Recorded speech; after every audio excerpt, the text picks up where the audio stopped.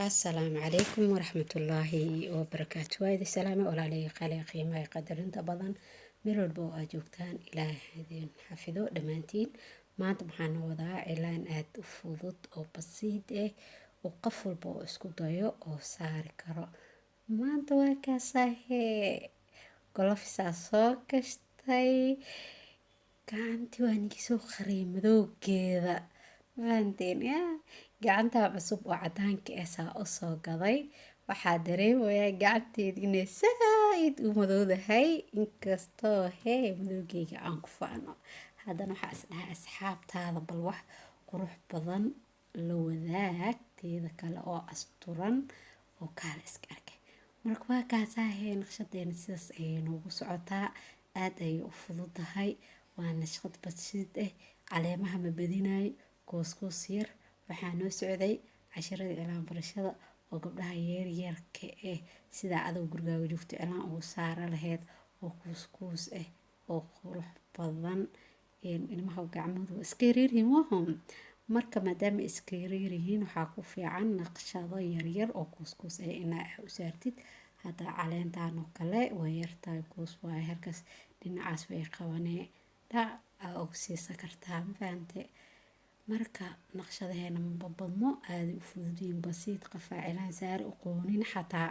wuu saari karaa iska day qaf cilaan saari qana iska baday qafaa aqoonin xataa wuu saari karaa marka waxaa ku dhihi lahaa isku day oo tijaabi maanta daa saari weyse beri baa saari kartaa haddii uu ku dhibo hayse dhihin marnaba waxaa ma saari kartid anigu waa isku dayay adigana isku day kaalay dhammaanteen aan wada barano cilaan aan saweeno naqshado cusub aan kusoo kordhino xinaha soo wada dhawaada asxaabay like share comment subscribe-kana waa xagiina wixii tale iyo tusaalaan waxaa igala wadaagi kartaan dhanka commentiga maasha allah tabaarakallah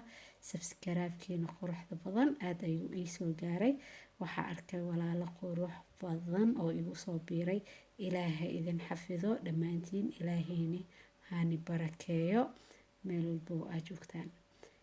marka naqshadeena sidaas quruxda badan ayay noogu soo socotaa haddana qaybihii u dambeeyaa ku jirnaa anigana waa naqshado yaryar qurux badan waa iga diyaar adigana laagsha iyo comment qurux badan diyaar ha ka ahaado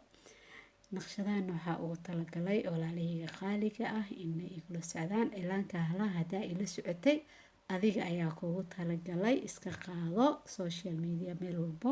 waad ka geysan kartaa adiga ayaa iskale waxaa tahay walaal qaali oo qalbi nadiif leh haddii aabbaha lahaan ila joogtay ilaahay ay kaa disto waa mahadsan tahay kamana daalo mar walba inaan ii mahad celiyo maanta ilaahay ka sukow adigaan igu soo gaaray heerkan waana mahadsantihiin subscribe-kiinana waa arkaa tankeyga oo sii soconaa wadadiisa saarannahay hore inoo sii dhaqaajiya waana mahadsantihiin sidaan quruxda badan oona cilaankeena noogu sii socdaa noogu dhammaaday socdaadiyaa la qabsada mistire waxaan iga tagay sidaas iyo nabadgelyo asalaamu calaykum waraxmatullaahi wabarakaatu.